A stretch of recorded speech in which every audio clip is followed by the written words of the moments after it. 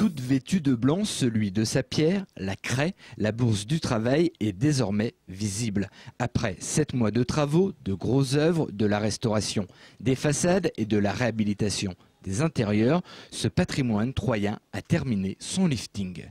Beaucoup de Troyens sont attachés à ce bâtiment qui est un élément patrimonial. Même s'il n'est pas classé monument historique, il fait partie de la mémoire de tous les Troyens et il était important pour nous de le restaurer et de lui donner une vocation. Alors on n'était pas tous d'accord sur la vocation, on ne l'est toujours pas d'ailleurs je crois, mais en tout état de cause, donc son affectation, c'est une affectation commerciale pour relancer le commerce de centre-ville en jonction avec la rue Mille-Zola. Donc c'est de reconnecter la rue Mille-Zola avec le boulevard Victor Hugo.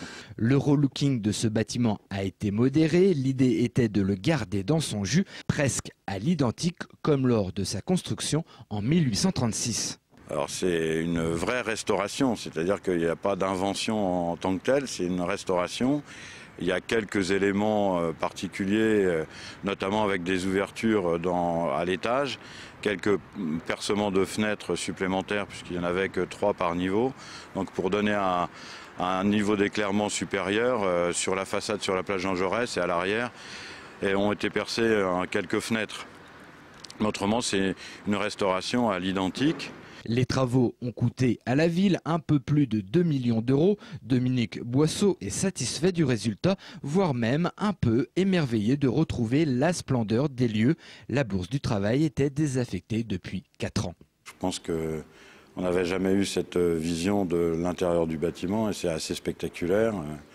On est un peu dans un temple commercial. D'ici 15 jours, le bâtiment sera livré à l'opérateur, le groupe rémois Fray, chargé de lui donner une nouvelle vie commerciale. Les travaux s'achèveront par la réinscription en lettres rouges sur sa façade de son nom, Bourse du Travail.